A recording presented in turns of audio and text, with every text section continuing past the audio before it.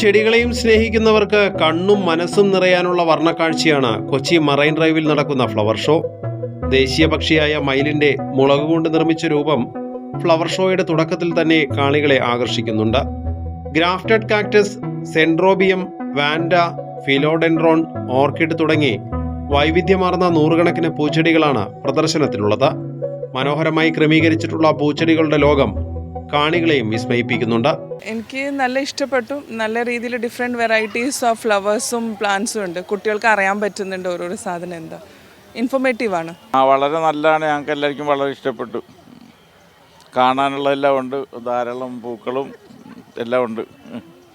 എല്ലാവരും സന്തോഷമാണ്. ഇഷ്ടമായി, വളരെ ഭംഗിയുണ്ട്. മീൻസ് അതായത് വെറൈറ്റി ആയിട്ടുള്ള പല പല കളേഴ്സിലുള്ളത് കാണാത്ത പല ഫ്ലവേഴ്സും ഇവിടെ കാണാൻ പറ്റി എന്നുള്ളൊരു ഭാഗ്യമാണ്.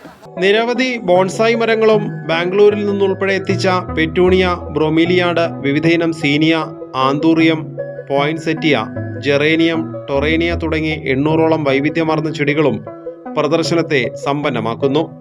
എറണാകുളം ജില്ലാ അഗ്രി ഹോർട്ടിക്കൾച്ചർ സൊസൈറ്റിയും GCDAയും ചേർന്ന് സംഘടിപ്പിച്ചിട്ടുള്ള പുഷ്പമേള പുതുവർഷ ദിനം വരെ തുടരും. കൈരളി ന്യൂസ്, കൊച്ചി.